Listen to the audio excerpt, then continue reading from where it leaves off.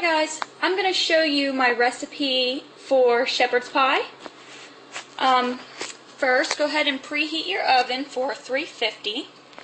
I've got some lean turkey meat browning. You're going to need a large can of tomato soup, French style green beans. Sometimes I use 2 cans, but I'm just going to use one today. And corn. Mashed potatoes, which I normally do make them homemade, but my potatoes didn't look so great today, so we're just going to use the flakes. Colander, I'm weird. I use a plastic colander for my vegetables and fruit, and a metal colander for my meat. So here's my plastic one so I can strain my veggies completely. I also use this really thick, like round casserole dish to put it in.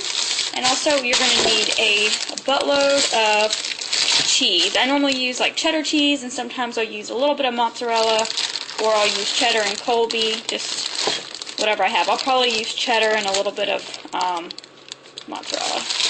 Alright, so I'll show you what you do after the meat is browned. So all I did was add the family size tomato soup to the bottom of my casserole dish. Don't make the soup, don't add water or anything, just pour, just like it is, condensed version to your bottom of your pan. And here I still have the meat browning, and I added a little bit of onion powder.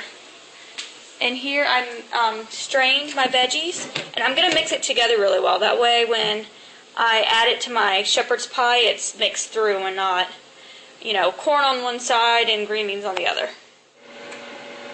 Just so I cover every step, these are my mashed potatoes. Like I said, I normally go ahead and make them homemade, but we're making them from the flakes. I just use the Walmart generic and add my a little extra butter and pepper and such. Another thing you can do if you're really pressed for time is buy the side dishes that you can get like next to the meats that are already made. There's like garlic mashed potatoes and loaded mashed potatoes. There's all kinds, and they aren't really cost effective, but you can find them on sale, and they're great. And you know, when you're really in a rush, you throw them in the microwave for I think like 3 minutes or 5 minutes or something, and they're done. But my mashed potatoes are almost finished, and I'll show you how to layer everything. Okay, so here's how you layer the shepherd's pie. You have the tomato soup at the bottom. Oh, I think it's a little foggy. There we go. Okay, so you have the tomato soup at the bottom, and then I use really lean turkey meat, so I don't even need to strain it. But if you use beef or not so lean turkey, definitely strain it. So I do that, get the last little bit. And this was just, you know, a pound. And then kind of mix it in there. You want it to be mixed in really well with the tomato soup.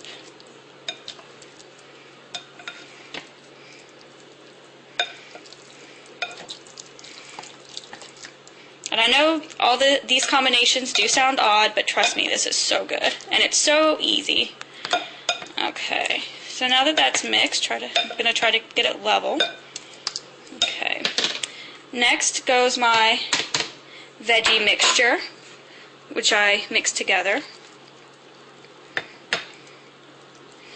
And you don't have to use corn. Like, my mom can't eat corn, so if she were to come over, I would just use 2 cans of green beans or whatever.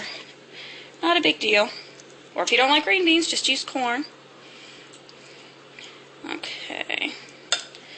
And over here, I have my yummy mashed potatoes. So I'm going to add these on top, because these are too hot for me to do with one hand. And add the cheese, and I'll show you what it looks like. Oh, and also since I made these out of the box, I made the 6 serving amount. And I'll show you what it looks like. Alrighty, here it is. I put some Colby Monterey Jack cheese, and then I covered it with some mild cheddar cheese. Just a nice good layer. I might even add more once it bakes a little bit. So I'm just going to put it in the oven at 350.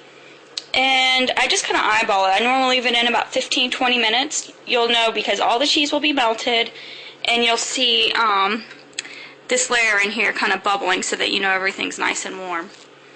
And I'll show you what it looks like when it's finished and how long it took.